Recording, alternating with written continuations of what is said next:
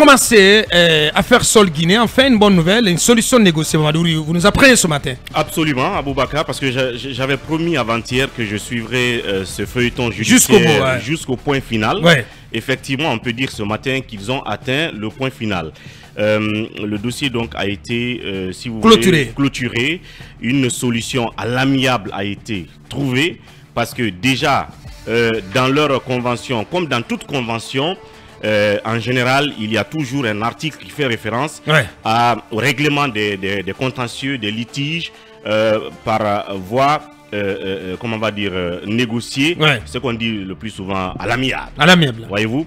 Donc au début, la partie chinoise s'était entêtée à ne pas vouloir justement rétablir ses partenaires dans leurs droits. En fin de compte, ça s'est terminé par cette solution qui arrange toutes les parties. Qui arrange toutes les parties. Donc, conséquence, la société des cimenteries Sol Guinée va pouvoir reprendre ses activités. Oui, première conséquence, c'est que les équipements ne seront plus vendus aux enchères. Aux enchères. Et évidemment, l'usine va continuer à travailler normalement. Ça a été une mauvaise publicité pour une telle entreprise, voyez-vous. Je l'ai dit depuis longtemps, c'est des Guinéens qui achètent du ciment dans cette entreprise. Et c'est aussi des sociétés guinéennes aussi qui achètent cette production.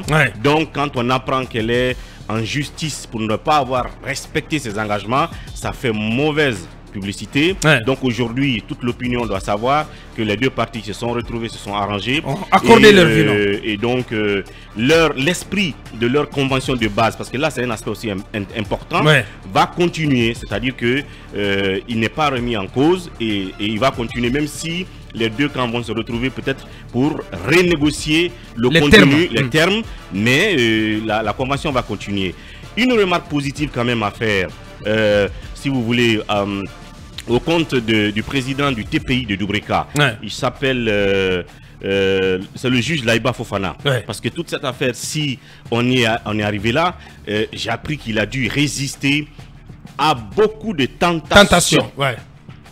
Tentation dans le vrai sens du terme. Tentation aux espèces sonnantes et trébuchantes. Tentation et pression.